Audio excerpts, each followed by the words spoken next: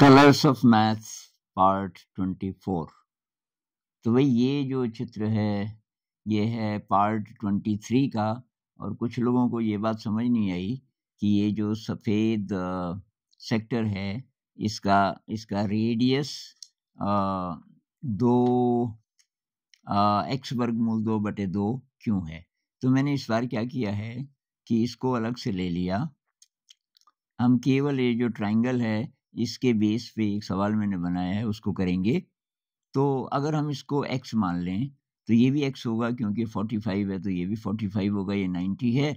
और ये टेंजेंट रेखा है, ये रेखा स्पर्श रेखा है इस पे, तो ये हमेशा 90 डिग्री बनाती है वृत्त के केंद्र पे। इसका मतलब है कि ये 90 है, ये 90 है, तो ये 45 होगा, ये 45 होगा। तो ये ट्रायंगल और ये ट्रायंगल दोनों ही सर्वांग सम हो गए। तो ये 45 ये 45, इसका मतलब ये इसके बराबर। उसी तरह इसमें भी ये इसके बराबर। तो ये तीनों बराबर हैं। इसका मतलब ये जो रेडियस है ये इस पूरे का आधा है।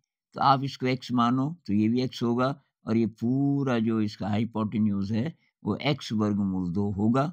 और तब ये आधा x वर्गमूल 2/2 होगा। तो ये जब आपको पता चल जाए तो अब कैलकुलेशन आसान है। तो ये जो सफ़ेद वाला हिस्सा है इसका उसी सवाल को मैंने ले लिया कि लाल भाग 21/4 मीटर स्क्वायर है। तो हमको इस बार सेक्टर का बताना है केवल।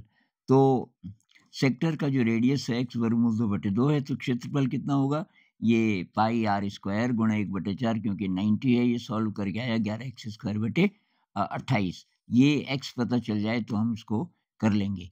अब जो लाल हिस्सा है वो कितना है, ये ट्रायंगल, ये भी x, ये भी x, x²/2 माइनस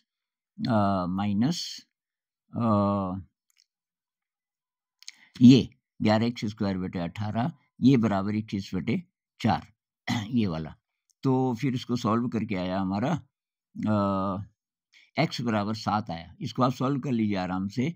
तो सेक्टर का क्षेत्रफल कितना होगा, 11x²/28, तो 11 गुणा 7 गुणा 7/28, तो 77/4 मीटर स्क्वायर इसका क्षेत्रफल। ये आप आराम से कर लीजिए। कैलकुलेशन मैंने थोड़ा फास्ट कर दी, पर ये इस तरह से होगा, आप समझ गए होंगे शायद।